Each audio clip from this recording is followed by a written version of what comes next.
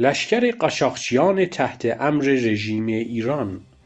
قاچاق لباس، لوازم آرایشی، سوخت و ده‌ها نوع کالای دیگر توسط نهادهای دولتی و گروه‌های تروریستی تحت امر رژیم ایران امر جدیدی نبوده و برخی مسئولین همچون محمود احمدی نژاد بارها در مورد قاچاق توسط سپاه و نهادهای امنیتی افشاگری نموده‌اند. اخیراً نایب رئیس کمیسیون صنایع و معادن مجلس سید جواد حسینی کیا میزان گردش مالی کالاهای قاچاق در جغرافیای ایران را 26 میلیارد دلار عنوان کرده است. وی با اشاره به نقش قاچاقچیان تحت عناوینی همچون کولبر از ستاد مبارزه با قاچاق کالا و ارز به شدت انتقاد نموده است. اما نکته قابل توجه این است که رسانه‌های به اصطلاح اپوزیسیون برای دفاع از قاچاقچیان وابسته به تروریست‌های PKK و سپاه پاسداران جمهوری اسلامی صحبت‌های حسینی کیا را نادرست و غیر واقعی دانستند، چرا که یکی از عمده‌ترین راه‌های تأمین مالی این گروه‌های تروریستی قاچاق کالا، انسان و مواد مخدر میباشد. گروه‌هایی که چه در زمان رژیم پهلوی و چه در دوره فعلی به عنوان اهرم فشار رژیم ایران به کشورهایی نظیر ترکیه و عنصری برای تغییر بافت جمعیتی آذربایجان استفاده شده و اپوزیسیون مرکزگرا نیز برای مقابله با آذربایجان جنوبی حساب ویژه‌ای روی این تروریست‌ها باز کرده است.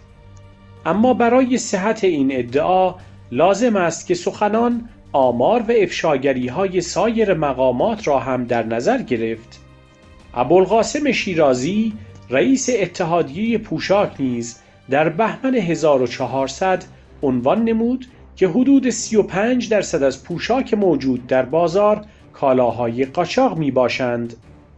بهرام شهریاری نایب رئیس اتحادیه تولید و صادرات نساجی و پوشاک نیز اخیراً از عملکرد ستاد مبارزه با قاچاق کالا و ارز به شدت انتقاد کرده و میزان ارزش پوشاک قاچاق در بازار برای سال 1400 را حداقل 2 میلیارد دلار برآورد نموده است.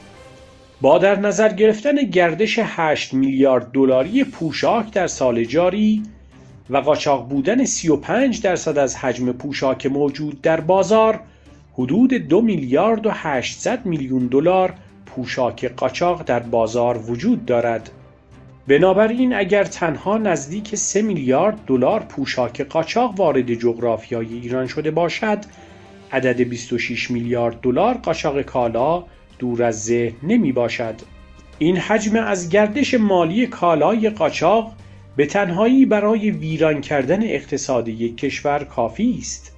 بنابراین ورشکستگی و تعطیلی صنایع، به خصوص صنایع نساجی آذربایجان و بیکاری هزاران کارگر این بخش، نتیجه همکاری سران رژیم و نهادهایی نظیر سپاه پاسداران با قاچاقچیان تحت عناوینی همچون کولبر است.